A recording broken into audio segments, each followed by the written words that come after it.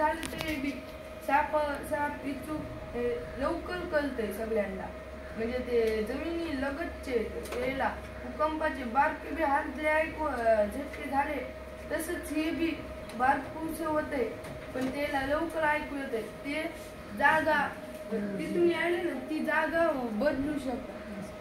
बदलू शकतात आणि त्या व्हायब्रेशन बूट मध्ये मी एक मोटर, एक बॅटरी आणि एक चार्जरचं बसवलं. आणि बूट मधातून कापलेलं आहे, त्याच्यामध्ये मोटर, बॅटरी आणि हे चार्जरचं बसवलेलं आहे. आणि ते शेतकऱ्यांना घालून गेले तर शक्यता नसती सापडी चूड असायची. म्हणजे मृत्यूहानी टळते. तुला कल्पना कशी सुचली? कोणी मार्गदर्शन केलं का तुझी कल्पना आहे? कशी सुचली? कशामुळे सुचली? माझे पप्पा रात्री जात होते तर जाताना साप दिसला होता. पप्पाचं संरक्षण व्हावं या उद्देशानं तू तयारी दाखवली आणि असं इतरांना पण उपयोग आला असं म्हणणं आहे. बरं, असा व्हायब्रंट बूट किती रुपयामध्ये मिळू शकतो?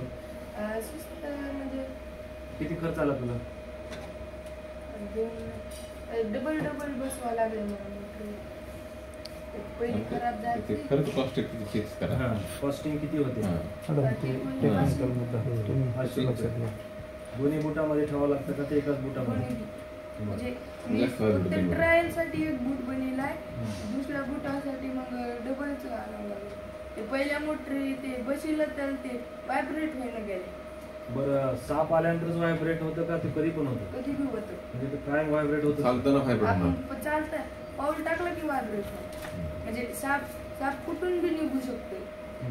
पायाच्या खाली बिल असणार आणि त्या बिलातून बी निघू शकते. त्याच्यामुळे सलग व्हायब्रेट राहिलेलंच म्हणजे परवडतं.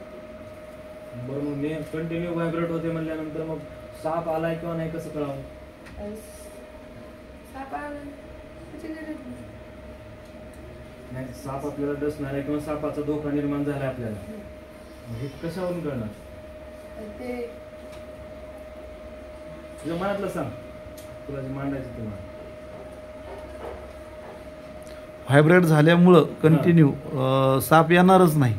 त्या परिसरामध्ये तिथं एक विद्युत तयार होईल. हे सांगता आलं पाहिजे तुला. कारण सापाकडे सेन्स जे असतात ना, त्यांना कान नाही, जी स्किन आहे ती एवढी सेन्सिटिव्ह असते की साधं व्हायब्रेशन अगदी आपला शूज न घातलेला पाऊल जरी आपल्या जमिनीवरती पडला तरी त्याचं व्हायब्रेशन, त्याचं कंपन त्याला सेन्स जाणवतं.